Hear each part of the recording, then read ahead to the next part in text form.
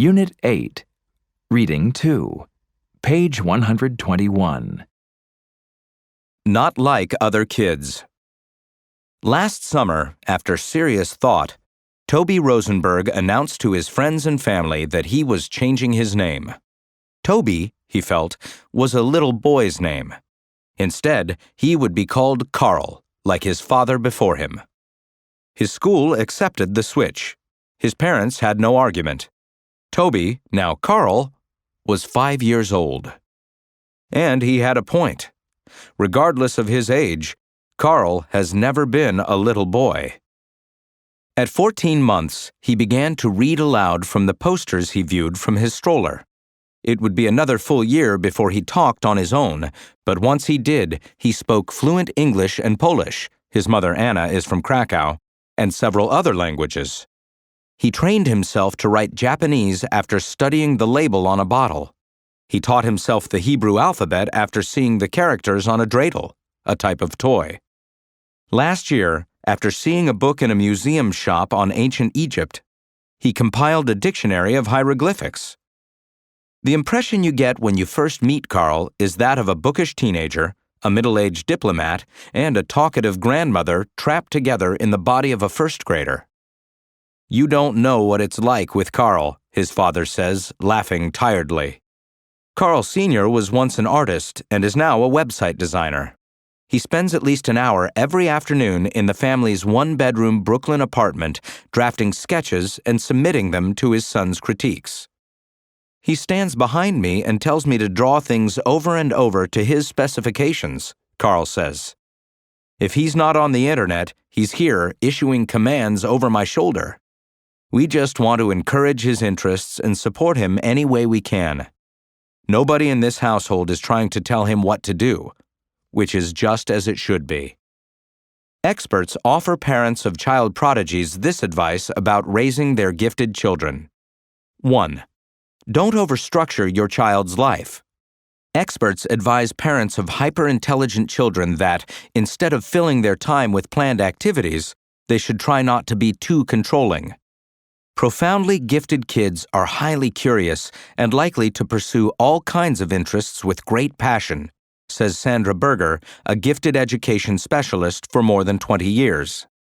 It's best to let the child's interests be your guide. 2. Provide as many learning opportunities as possible. Parents should strive to introduce their children to a wide variety of subjects.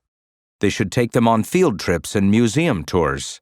Moreover, the child's normal environment should be treated as an experiential playground.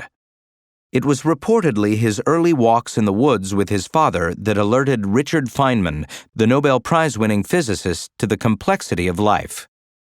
For Carl, it was drives past the Williamsburg Bridge that piqued his avid interest in construction. Such interests can prove a distraction. When he was taking his Educational Records Bureau exam in January, Carl spent much of the allotted time lecturing the test givers on the unusual architecture of the Chrysler Building, which was visible through the classroom window. When the examiners tried to summarize Carl's irregular score, they mentioned his most noteworthy fund of knowledge. Of course, even without a standardized test score, Carl's parents know he's a genius. On the other hand, they know that they should never, ever use that term. 3. Avoid calling your child a genius. There are 3 reasons the label could only be unhelpful, says Dr. Jack Shonkoff, an expert on early childhood development. 1. It puts an enormous burden on the kid that he or she will have trouble living up to. 2. It's a setup for other people, relatives, teachers, to be disappointed in the kid's future performance. And 3. It serves to set the child apart from other children. Shonkoff says that extremely talented kids are pigeonholed or stereotyped enough already. They don't need a label to isolate them even more. 4. Don't expect your child to be popular. Combating social isolation may be the greatest challenge for those raising exceptionally intelligent kids. Carl has had a typically uphill battle finding a school, let alone a circle of friends, that can contain him. At 3 years old, he was asked to leave his preschool program at the local YMCA. His teachers thought that his obvious boredom was a bad influence on the other children. After a search, his parents discovered the East Manhattan School for Bright and Gifted Children, but the independent school soon closed. Carl then transferred to a first-grade class at a public school in Brooklyn. He was immediately promoted to its accelerated program, but his social life lagged far behind. It's no surprise. Adults tend to make friendships on the basis of shared interests and coincidental pursuits. Similarly, highly gifted children seek out friends like themselves, rather than falling into groups according to age or grade.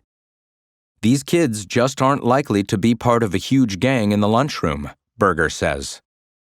5. Don't sacrifice educational advancement to give your child a normal upbringing.